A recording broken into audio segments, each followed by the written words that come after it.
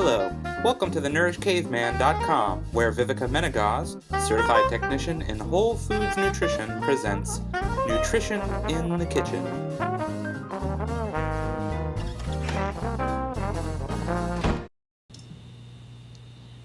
Good morning, everybody. We're here today for Nutrition in the Kitchen that moved to the office. I'm going to have to rename this program eventually. But we're here for a monthly interview with Kelly. Kelly is, first of all, she's a dear friend of mine, and she used to be my very first blogging mentor. So if you see the Nourish Caveman today, it is a lot thanks to Kelly that taught me so much and kept me going through the rough moments. Thank you, Kelly. Of course. She's an amazing mentor. She's also an amazing and very successful blogger herself. She's the creator of the site A Girl Worth Saving, and also the co-creator of 20 Dishes, which is her new project and is an amazing meal planning service, like for healthy meals and helping busy people just plan so they can eat well, like no matter how busy your schedule is. But the real reason why I am talking with Kelly today is because of her new book that just came out. And it's something that totally resonated with me, and I wanted to immediately ask her a bunch of questions about it because a lot of my patients seem to have this problem, and the problem is not sleeping. So Kelly's new book is called The Sleep Miracle, and it's just a wonderful book that goes like, there is a lot of amazing tools in there. It's a coloring book, first of all, which is super fun, but the part that's really, really great, I find as a nutritionist, is the part where she explains a lot about sleep and the importance of sleep, and what to do when you can't sleep, and we'll anyways get into these topics because otherwise I'm going to tell you everything up ahead.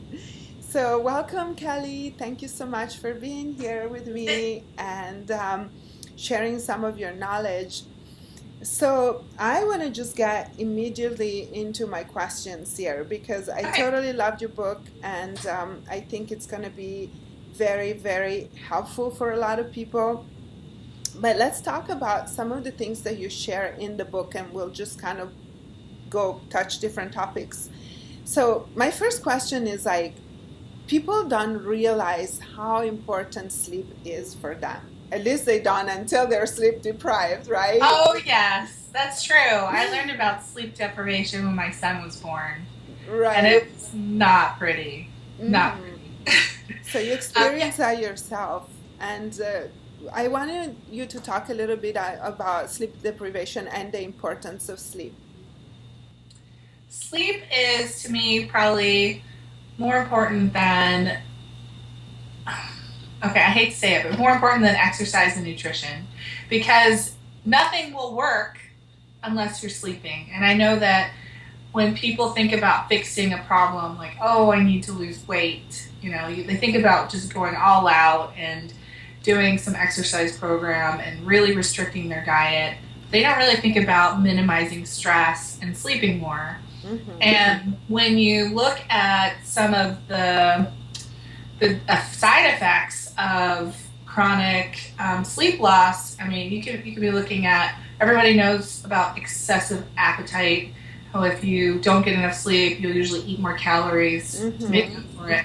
So, there's obesity, poor metabolic control, which can lead to diabetes, type 2 diabetes, hypertension, stroke.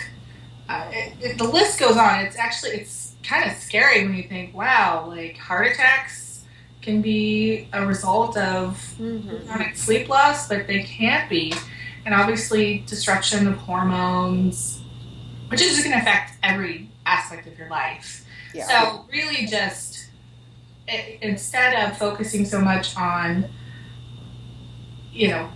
I'm a total go after it type person, and I've learned that doesn't work. Right. It doesn't work. Sometimes you have to step back and you have to go, okay, I have to sleep more. And who doesn't love sleep? especially when you get good sleep. Like, I love sleep. Me too. Right now, as like a pregnant woman, I'm sleeping like ridiculous amounts. That's awesome. I know, like 10 hours a night I sleep. I love it. And I know what's coming when the baby gets here. But I have some tools, and I'm going to do what I can to get as much sleep as I can. Just to inform the viewers that cannot see your beautiful belly hidden down there, Kelly is 7 months pregnant, and it's her second baby, and she went through the first sleep deprivation pattern with her first son, and now I think that's why the book came too, because you want to avoid that. I said, like, all you do is sleep. It's so funny that you wrote a sleep book. But, like, it was so bad with my first son. Like, there was actually a point where I wanted to, like, commit suicide. Like, that's how sleep deprived I was. And, when I think back, when I wrote this book, it was really like, okay, let's just slow down. Obviously, with a newborn, it's not going to be, like, a piece of cake. It's not going to be. I'm expecting that, but this time I have solutions that I can look to make it a little bit easier. Yeah. Good. So let me ask you, like, what are some of the things that impact us prevent us from getting good sleep? Like, I know you listed like a good list of things in the book, but can you give us some example? What are the things that could affect a good night of sleep from happening? Yeah, I mean, just off the bat, of course, too much screen time is not good. Your mind is always going. It's so hard, and I know to unplug from Facebook. Tell a blogger that. I know, like, what do you mean? But too much screen time, your mind does not shut off. And really, so that's a really important one. If you exercise too late, you're going to raise your cortisol levels, which is going to keep you awake. Yeah, I tell my patients all the time. Right. And then really, we as a people, as humans, have evolved where our bodies are, our exposure to light and darkness really, really, really affect our sleep. So you almost have to control your environment as much as you can if you are having sleep problems. You really, basically exposure to light drives our circadian rhythms and controls our sleep and wake cycles. So, if you're not getting good sleep, first thing you should do in the morning is go outside. Go outside, get exposed to light, even if you're just stumbling around. Just stand there. Dark glasses. Right. Just stand there for a minute, because really our bodies rely on light as signals as to when to be awake and when to be asleep. So, you're going to do the opposite thing at night. You're going to start kind of making your house a cave. Your room should really be a cave. She's a paleo blogger, by the way. Where do paleo bloggers sleep? In a cave, of course. And I know that some of this stuff seems like, how am I supposed to do that? But there's so much amazing technology now. Even just getting some of those blue blocker glasses so that the light is different. So you don't have to, some people might not want to invest in light technology where the light bulbs change. It might not be in the budget, but I recommend a pair of glasses that's $10 in my book, where it will help you at least change the light so that I need to get those, by the way. And yeah, there's gonna be a link in the blog post so that you guys can go find those good.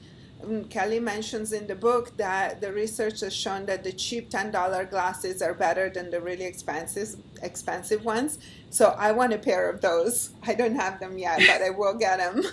I know, and they're $10. I love that. And one of the things that was really important to me when I was writing this book is that everything I wrote was researched. I didn't just want to throw out you can go onto certain sites and they'll say, oh, if you eat this, you'll fall asleep. I'm like, no, I want to see what the studies say about nutrition and food Right. and all that other stuff. Speaking of nutrition, I really liked some of your tips. Like, can you tell us a little more about how nutrition affects good sleep? Because that's, of course, it's my favorite area, and like I always tell people, like about how eating influences their health, but it can definitely influence your quality of sleep. So, which which ways and like how does that work, Kelly?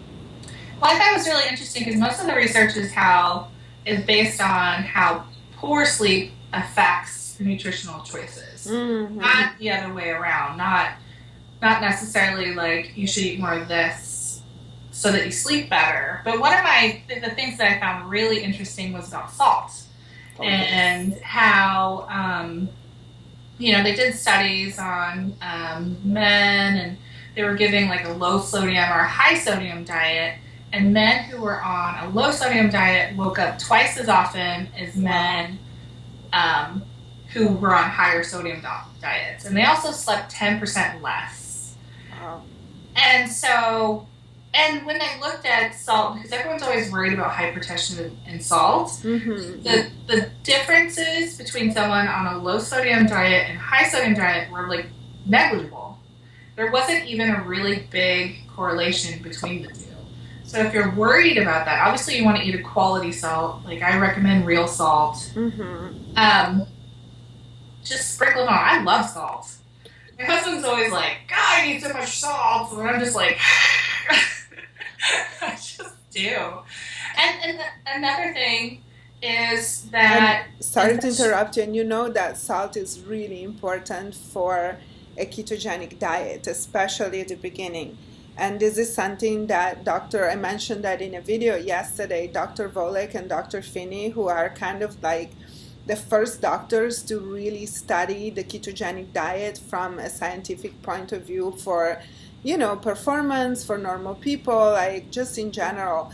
And they determined from measuring the salt loss from the body that during the ketogenic diet, a person needs anywhere from 3 grams to 5 grams of salt a day.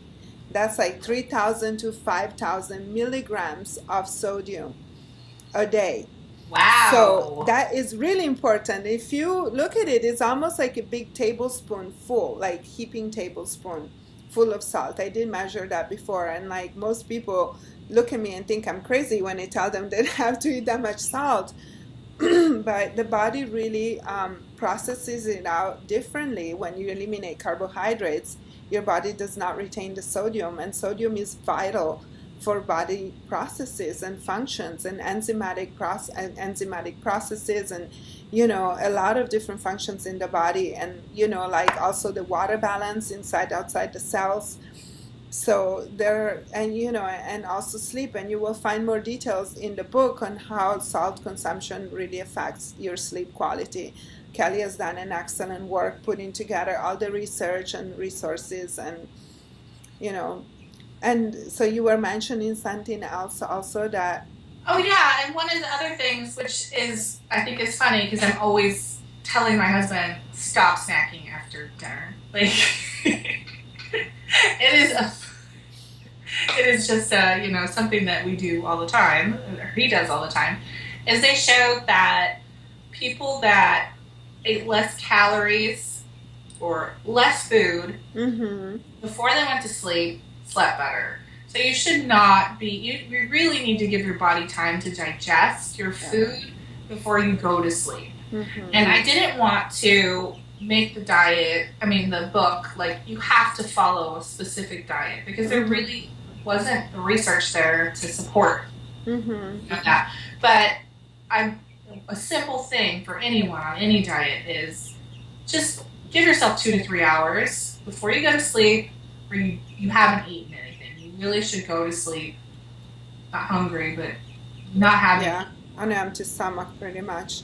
right. I find that for myself too, that if I go to sleep on a full stomach, my sleep quality is horrible. It and is. and your body And should like be resting. Like resting does not mean digesting. So digesting is actually a process that requires energy and requires your body to do a lot of work. So if you're going to bed to rest, how is that going to go together with having a full stomach of food to process? It doesn't really work. Mm-hmm. Yeah, and it's like, if you, because my husband has in the past, before he changed his diet, suffered really badly from GERD No. and just all kinds of acid reflux. And that doesn't help. It doesn't help to just keep piling more food on there right before you go lay down and try to go to sleep. Right. So that's something that's really simple. Simple change, and adding more salt. These are really simple tips. I wanted to make the book really simple so anyone could really get the most benefit out of creating basically a better sleep routine. So they slept better. Yes. And another point that you mentioned that I really like a lot, because it very much resonates with what I keep telling my patients and my readers, is about chemicals in the bedroom, in your bedding especially, and how they can affect, not just your health, but especially your quality of sleep. Yeah, I mean, that's something it's funny, I didn't write this book until maybe 10 years after I bought my first chemical-free mattress. Wow. And that was something I was really concerned about. When you sleep, you are sleeping, you spend a lot of time sleeping. Mm-hmm. Look at your day, you're spending you should sleep at 7 to 8 hours. Mm-hmm. I'm going to say if you're pregnant, you should sleep as long as you want, yes, 10 hours if you can get away with it. Mm-hmm. And the mattress is off-gassing. If you have some people might have allergies they don't even realize are related to their mattress, which are going to affect flame their retardants. Those are terrible. Right, they're so bad, and here you are sleeping on this thing for that long, and it will affect your sleep. I mean, even if you decide maybe it's not affordable, there's ways kind of around it. When I first bought a mattress, I got it from a local company, and because it had no flame retardants, I had to get a doctor's prescription. Right.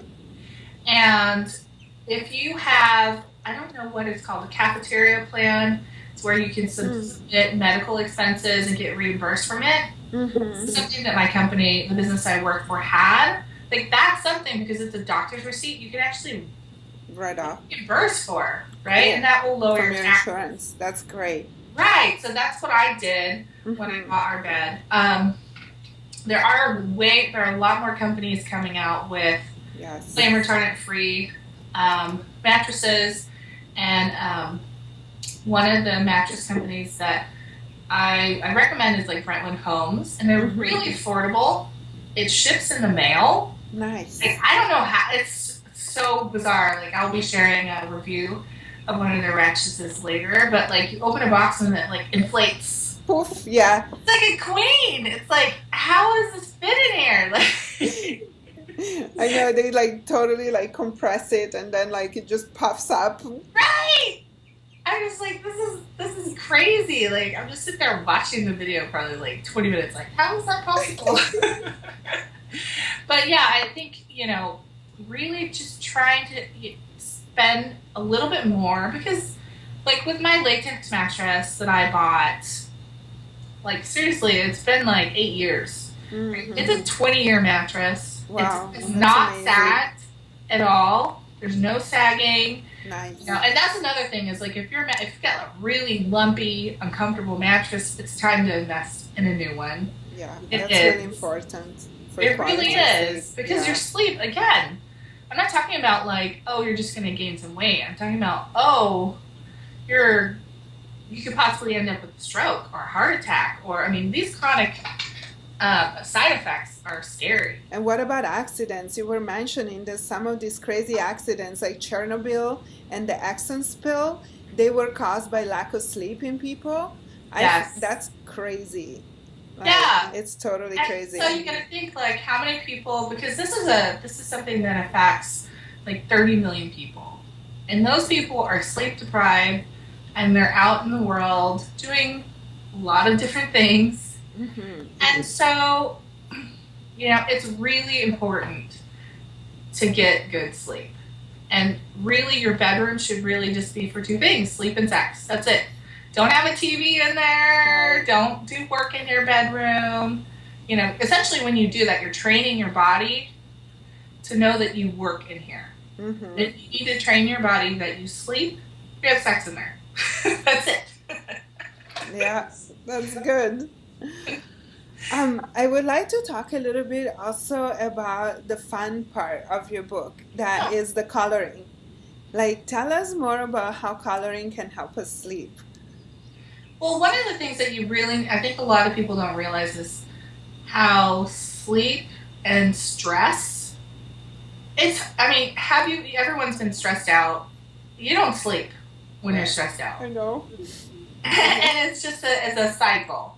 And really you have to, while there's a scientific part of the book, there's also, to me, like this,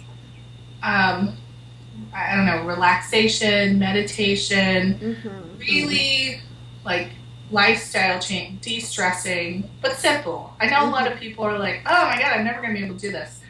One of the things I recommend is when you're starting to create a sleep routine, to just take 5 minutes to do it. That sounds possible, right? 5 minutes? Right. Come on, you guys. 5 minutes is not too much to ask for. Right. So take 5 minutes and then add, because you're going to start to notice a difference.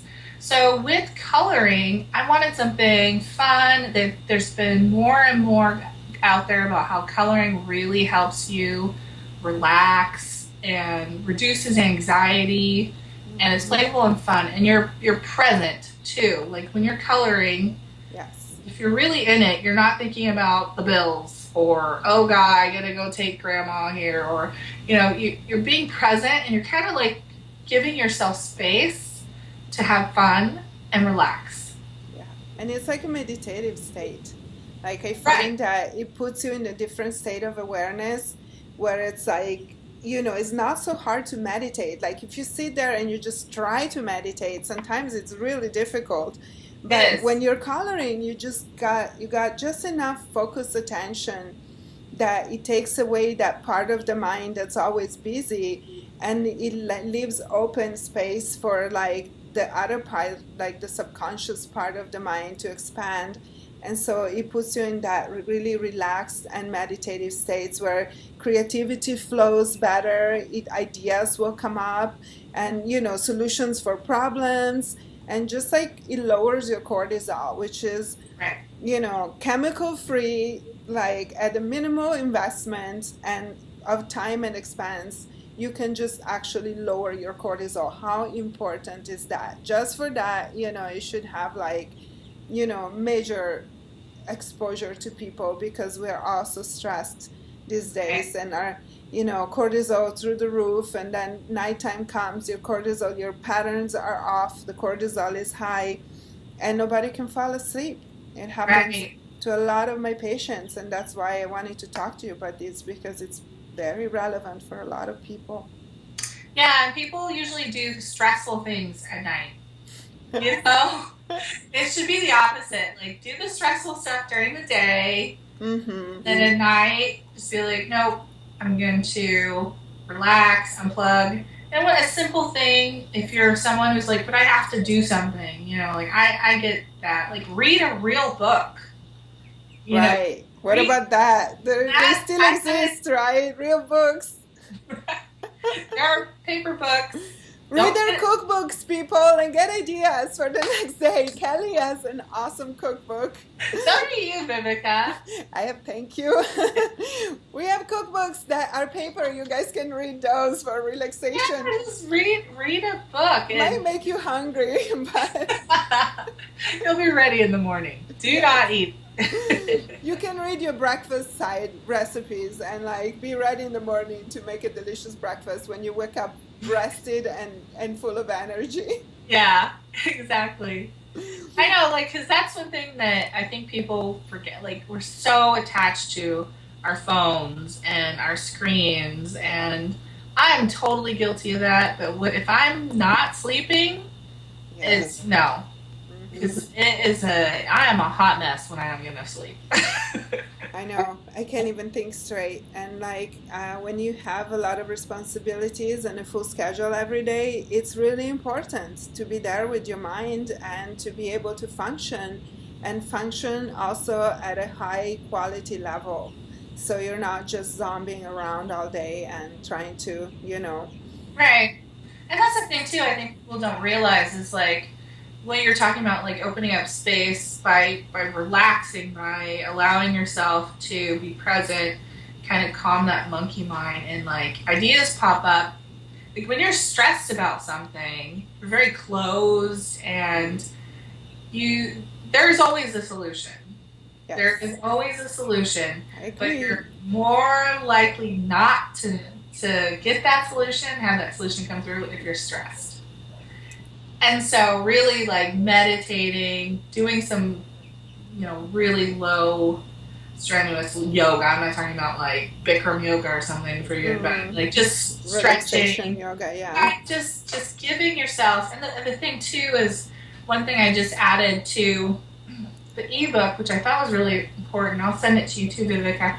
Is I added a guided meditation for Oh, people. nice. That's Yeah, a guided awesome. meditation I and love that. affirmations. Because I know sometimes, like when I started meditating, it's really hard for me to just sit there and be quiet, right?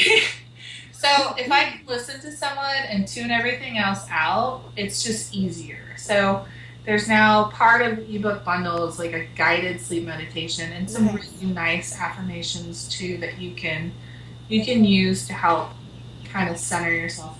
That's awesome. Well, thank you so much, Kelly. This was a great little talk, and I would like everybody to have a look at the book. The book is really inexpensive and it's worth every penny, and it will give you a lot of ideas about the importance of sleep, what affects sleep, the kind of medication that affects sleep, Mm-hmm. interaction between supplements and medication, what foods to avoid, towards the end of the day or in general for better quality of sleep, about pollution, about light pollution, about Wi-Fi pollution. I mean, Kelly got it covered.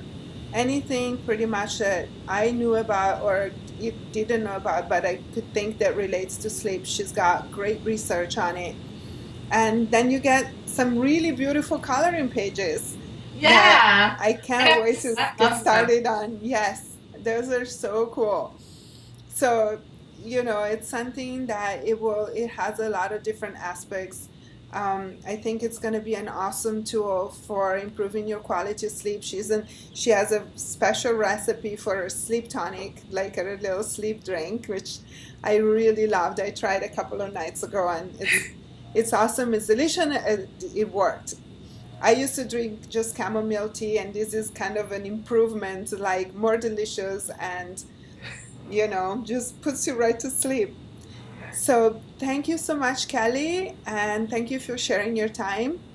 And I don't know if you ever seen my old videos from Nutrition in the Kitchen, but when I used to live in my old house in the forest and I had all my pets, I always introduced a different pet at the end of the video.